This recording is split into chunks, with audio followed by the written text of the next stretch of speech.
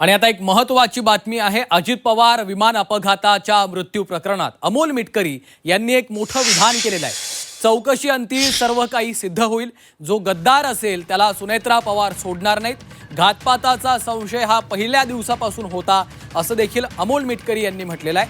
अजित पवार विमान अपघाताच्या मृत्यू प्रकरणात अमोल मिटकरी यांनी एक मोठं विधान केलेलं आहे। झी 24 तासच्या टू द पॉइंट या मुलाखतीमध्ये अमोल मिटकरी यांनी हे मोठं विधान केलं। त्याच्यामुळे ह्या गोष्टीची शक्यता नाकारता येत नाही। आम्हाला विश्वास आहे की चौकशी अंती सगळं सिद्ध होईल आणि दूध का दूध आणि पाणी का पाणी होईल। आणि जो कोणी गद्दार असेल यामध्ये त्याला सुनेत्रा वहिनी सोडणार नाहीत। बदला घेतल्याशिवाय राहतील हे मी तुम्हाला जबाबदारीने सांगतो। म्हणजे कसं? जर याच्या मागे घातपात असेल आणि जर याच्या मागे काही घडामोडी घडून आल्या असतील। तुम्ही गद्दार शब्द वापरलात। गद्दारी प्रत्येकाच्या सोबत गद्दारी होतच असते ना।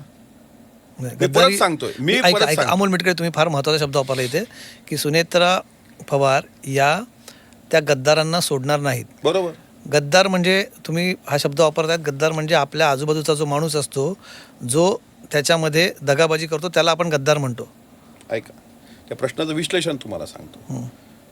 आम्हाला अजितदादाच्या विमानाचा घातपात झाल्याचा संशय पहिल्या दिवसापासून आहे। दादांच्या विमान दुर्घटनेनंतर ममता बॅनर्जींनी हा संशय उत्पन्न केला। बरोबर। थोड्या वेळानंतर पत्रकार परिषद घेऊन पवार साहेबांनी हा विमान अपघात आहे असं सांगितलं, कारण तिथली परिस्थिती तशी होती।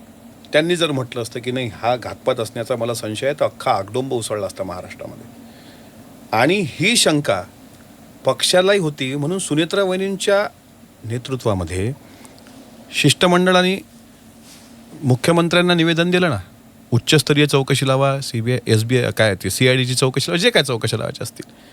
पण जर याच्यात घातपात सर्व सिद्ध झाला आणि जर कोणी आढळलं, आता तुमचा दुसरा प्रश्न असा आहे की अवतीभोवतीचे तुम्ही वापरलेला शब्द की जो गद्दार असेल त्याला सुनेत्रा वहिनी सोडणार नाही। जो कोणी मी तुम्हाला परत मी त्या मुद्द्यावर मी ठाम आहे।